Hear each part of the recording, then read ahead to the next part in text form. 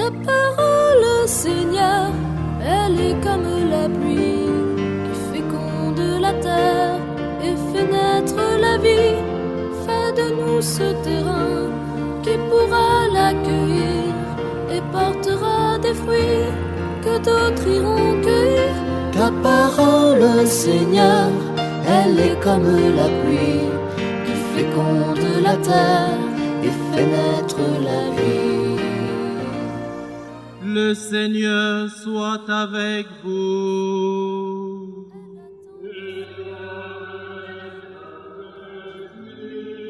Évangile de Jésus-Christ selon saint Luc.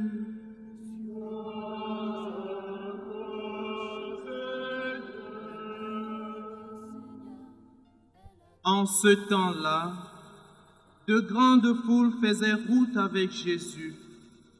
Il se retourna et leur dit, « Si quelqu'un vient à moi sans me préférer à son père, sa mère, sa femme, ses enfants, ses frères et sœurs, et même sa propre vie, il ne peut pas être mon disciple.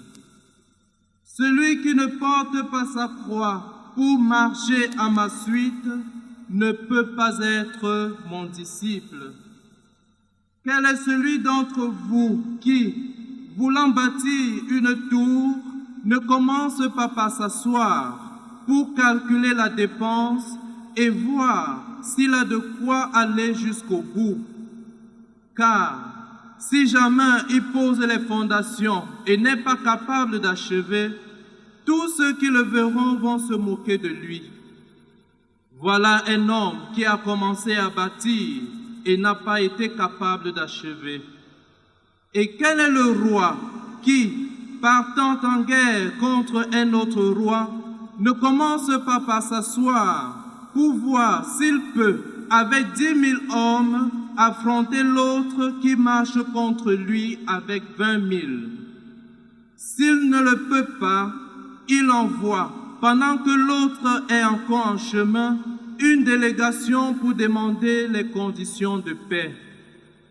Ainsi donc, celui d'entre vous qui ne renonce pas à tout ce qui lui appartient ne peut pas être mon disciple.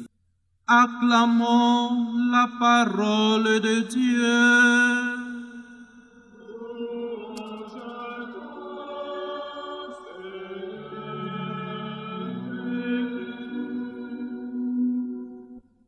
Bien-aimés de Dieu, bon dimanche à tous.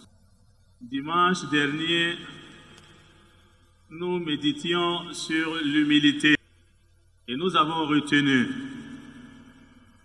que l'humilité est une grande vertu. L'homme humble est béni par Dieu lui-même. L'humilité nous fait grandir et nous aide à découvrir la volonté de Dieu et de l'accomplir. L'humilité nous permet de vivre dans l'effacement. Et en conclusion, l'humilité, c'est le chemin de la sagesse. Et en ce dimanche, je voudrais orienter ma méditation sur le thème de la sagesse. La sagesse, qui est sage? Bien-aimés de Dieu,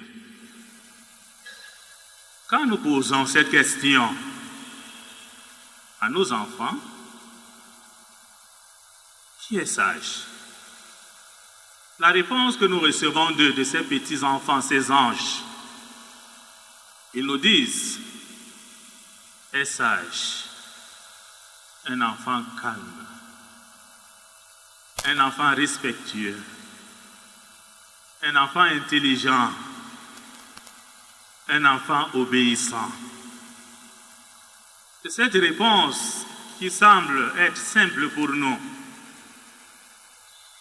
est une réponse qui contient une leçon, une catéchèse que les enfants nous donnent.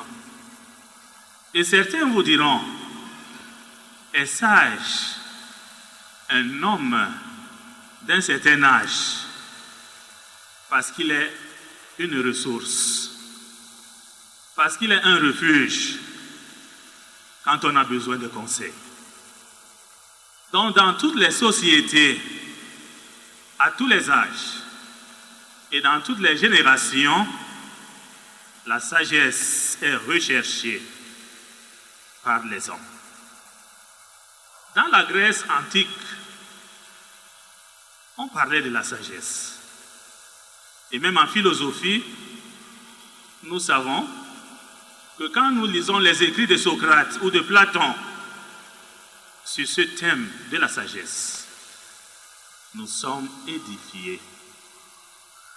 Et en passant, Socrate avait une femme sur le plan physique qui n'était pas très belle. Mais dans la cité d'Athènes, Socrate voulait le dire à tous que sa femme était la femme la plus belle. De quelle beauté parlait-il? Il parlait de la beauté intérieure. Et Socrate disait que sa femme était la femme la plus sage. De quelle sagesse parlait-il? De cette sagesse qui est intérieure. Bien-aimés de Dieu, quand nous cherchons la définition de la sagesse, des hommes peuvent donner des définitions, mais la vraie définition nous vient de la Bible. Quand nous parcourons les Saintes Écritures, le mot sagesse est mentionné 387 fois dans la Bible. Et le psalmiste, dans le psaume 111, au chapitre 10, dit ceci, je le cite, « La crainte de Dieu est le commencement de la sagesse. » Donc nous pouvons tirer les conclusions. L'homme sage, c'est cet homme qui craint Dieu. C'est cet homme qui est au service non seulement de Dieu, mais aussi au service de ses frères et sœurs. Et l'auteur sacré oppose la sagesse à la folie. L'homme fou, dans la Bible, c'est cet homme qui vit loin de Dieu. C'est cet homme qui vit sans Dieu. Et c'est cet homme qui pense que Dieu n'a pas de sens dans sa vie. Parlant de la sagesse, aujourd'hui dans la première lecture, l'auteur nous parle de cette sagesse. Quel homme, dit-il, peut découvrir les intentions de Dieu, qui peut comprendre les volontés du Seigneur. Pour découvrir les intentions de Dieu, il faut être uni à Dieu. Pour découvrir les intentions de Dieu, il faut vivre dans la crainte du Seigneur. Pour découvrir les intentions de Dieu, il faut être au service de Dieu. Et nous le savons, la sagesse, demander cette sagesse à Dieu, qui est un don de l'Esprit Saint. Quand nous citons les 7 dons de l'Esprit Saint, c'est un don que nous devons demander à Dieu. Il y a le don de la sagesse, le don de l'intelligence, le don de la science, le don de la force, le don de la sagesse, le don du conseil, de la piété et de la crainte de Dieu. Nous devons nous ouvrir à la sagesse. Pas uniquement à la sagesse humaine, mais à la sagesse de Dieu. Et c'est cette sagesse de Dieu qui a orienté la vie de Saint Paul. Nous avons écouté la deuxième lecture. Saint Paul est avancé en âge. Et Saint Paul est en prison.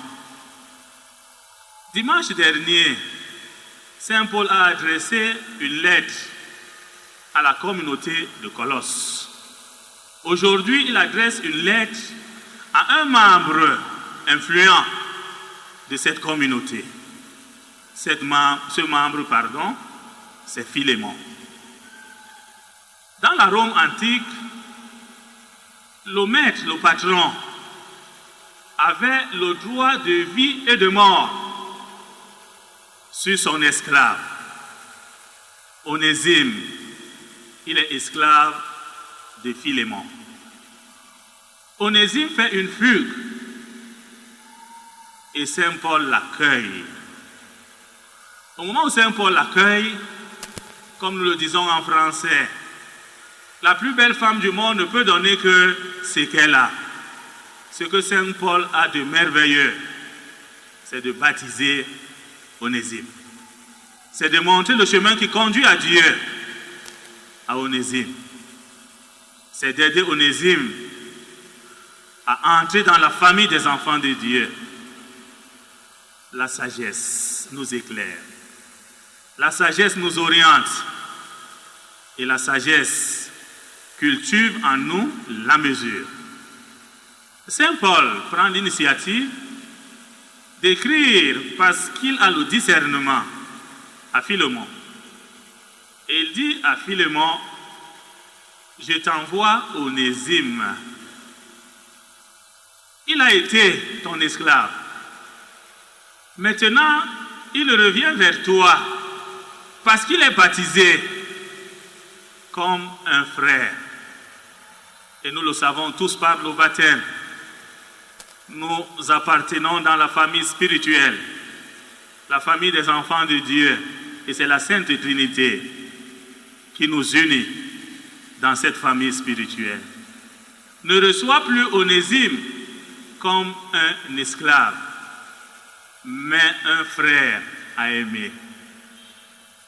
Bien-aimé de Dieu, la sagesse nous pousse à nous mettre au service de nos frères, au service des plus petits, ces petits dont les droits sont piétinés, ces petits que nous rendons esclaves nous-mêmes, ces petits qui sont chosifiés, rejetés, comme Saint Paul.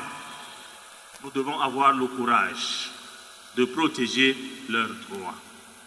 Dans nos familles, dans nos quartiers, même au sein de l'Église, il y a des Onésimes qui crient, il y a des Onésimes qui pleurent, et il y a des Onésimes qui ont besoin de nous, de notre aide, de notre soutien. Que faisons-nous face à ces multiples Onésimes? Est-ce que nous avons, nous aussi, cette sagesse, comme l'a fait Saint Paul, pour que nous nous mettions à leur service, pour que nous leur montrions le chemin qui conduit vers Dieu? Ne nous arrive-t-il pas quelquefois de dire « ça ne me concerne pas, je ne m'engage pas ». Aujourd'hui, la parole de Dieu nous invite dans une vie chrétienne engagée, engagée pour que la bonne nouvelle soit connue, dans une vie chrétienne de libération, libérer le frère qui souffre, libérer le frère qui est malade, libérer le frère qui attend une aide de nous. C'est cette sagesse qui nous permet également de faire des choix, et des choix vrais, bons et justes. Vous verrez dans le journal paroissial, l'éditorial que j'ai rédigé, je l'ai intitulé « Jésus ou rien ». Et le cardinal Sarah, il a écrit un livre merveilleux que je vous invite à lire, « Dieu ou rien ». Il a écrit un autre, « La force du silence ». Le troisième, « La nuit baisse et le jour approche ». Lisez Dieu ou rien. L'évangile d'aujourd'hui nous invite à faire un choix. Ou nous sommes avec Jésus, ou nous ne sommes pas avec Jésus. Aujourd'hui dans notre monde, beaucoup d'entre nous vont à la recherche de la fausse sagesse. Une sagesse qui ne nous épanouit pas, une sagesse qui ne nous enrichit pas, mais une sagesse qui nous détruit et détruit même les générations il y a quelques mois, les évêques ont publié une lettre pastorale pour rappeler la doctrine de l'Église. Un chrétien qui est franc-maçon, un chrétien qui est rosicrucien, un chrétien qui entre dans la sorcellerie, des cercles diaboliques et sataniques. Tous ceux qui sont dans ces cercles diaboliques et sataniques, aujourd'hui, le Christ vous invite à faire un choix de vie. Inutile de venir à la messe. Inutile d'être ami des prêtres, manger avec les prêtres, sabrer les champagnes avec les prêtres, alors que vous êtes des francs-maçons, des rosicruciens. Changer de vie. Choisir le Christ doit se vivre dans sa vie intérieure.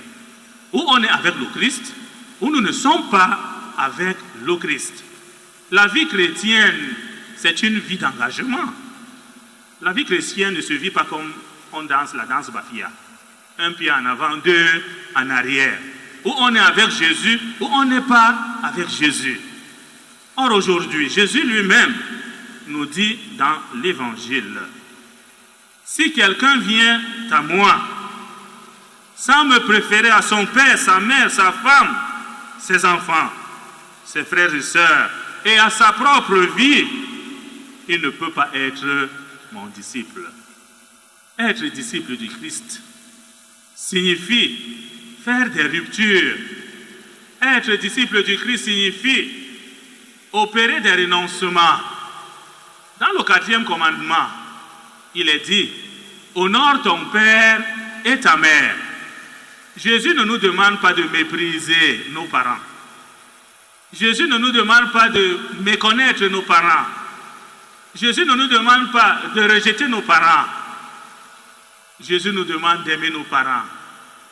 Mais Jésus est au-dessus de nos parents. Et se mettre à la suite du Seigneur, c'est aussi porter des croix.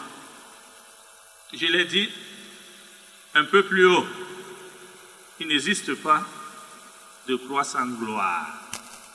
La vie chrétienne, c'est aussi porter la croix. À la suite du Seigneur, cette croix, elle peut être la maladie. Cette croix, elle peut être la vie conjugale qui bat de l'aile. Cette croix, elle peut être la vie professionnelle qui ne va pas.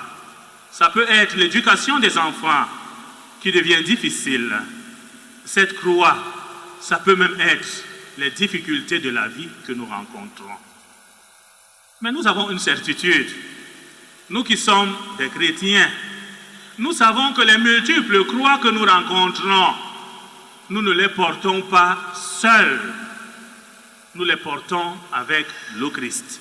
Et le Christ nous accompagne tout au long de notre cheminement pour que ces croix ne nous écrasent pas, pour que ces croix ne nous avilissent pas. Il nous accompagne. Et chaque fois que nous succombons sous le poids de ces croix, le Christ est là pour nous tenir la main et pour nous relever. Je l'ai dit, à 8 heures, à Delassage, j'ai pris le cas de ce monsieur à qui Jésus avait donné une croix. Et c'était un monsieur qui menait sa vie dans les jérémiades. Il passait le temps à pleurer, à pleurer. Il a coupé la croix à sa taille. Quelquefois, nous aussi, nous coupons la croix à notre taille, oubliant que même dans cette vie de croix, Dieu a un projet pour nous. Et au moment où il arrive, il faut franchir un pont. Les autres sont passés, il ne peut pas franchir le pont parce qu'il avait coupé la croix à sa taille. Les croix que nous rencontrons, ne les rejetons pas. Accueillons-les avec amour et offrons ces croix à Jésus. Et lui-même a porté cette croix jusqu'au calvaire. C'est ça le disciple du Christ. Et sur ce chemin de croix, nous ne sommes pas seuls. Si nous portons cette croix, la sagesse nous viendra de Dieu, nous illuminera. Et même les projets, nous serons éclairés et orientés par Dieu dans les projets de notre vie. D'où Jésus dit, Quel est celui d'entre vous qui voudrait bâtir une tour? Ne commence pas par s'asseoir pour calculer la dépense et voir s'il a de quoi aller jusqu'au bout. Si nous posons les fondations et nous n'arrivons pas à achever, c'est la honte. Tout comme nous prenons des mesures sécuritaires, des études du sol pour construire une maison, des fondations solides pour que la maison ne s'écroule pas. Nous devons faire la même chose quand il s'agit de notre vie spirituelle. Prendre le temps d'être avec Jésus. Prendre le temps de rester avec Jésus. Prendre le temps de prier Jésus. Prendre le temps de lire la parole de Dieu. De nous laisser transformer par la parole de Dieu. Prendre le temps de pratiquer des œuvres de charité et d'être juste. Beaucoup d'entre vous sont des chefs d'entreprise. Mais combien? Quel salaire donnez-vous à vos ouvriers? Mais vous êtes content à la fin de l'année de dire que j'ai fait un bénéfice de 100 millions et vous payez 25 000 aux ouvriers et vous êtes content? La parole de Dieu doit toucher vos cœurs pour changer vos vies. La parole de Dieu doit toucher vos cœurs pour que vous puissiez libérer vos frères que vous rendez esclaves, malgré les services qu'ils vous rendent. La parole de Dieu doit toucher vos cœurs et nos cœurs pour que nous transformions ce cœur de chair qu'on a transformé en pierre pour qu'il redevienne chair. La parole de Dieu doit toucher votre cœur et notre cœur pour être au service des petits, pour être au service des pauvres qui crient, ces pauvres qui n'ont personne pour les soutenir. Aujourd'hui, le Seigneur nous dit, c'est aussi une croix qu'il met en face de nous. Acceptons de la porter, par amour pour le Christ. Et si nous l'apportons par amour pour le Christ, nous serons au service de l'amour, au service de la vérité, au service de la justice. Et nous n'allons pas être au service de la haine, au service de l'exploitation de l'homme, au service de l'avilissement de l'homme. Bien-aimés de Dieu, que le Seigneur nous donne cette sagesse qui vient de lui pour découvrir ses intentions, mais aussi pour les mettre en pratique, pour le bien de tous et pour l'édification de nos familles humaines et de l'Église. Loué soit Jésus-Christ.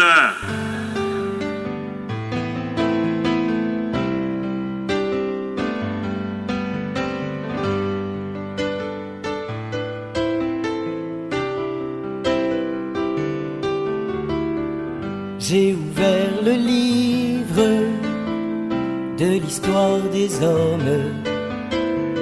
J'ai ouvert le livre de l'amour de Dieu.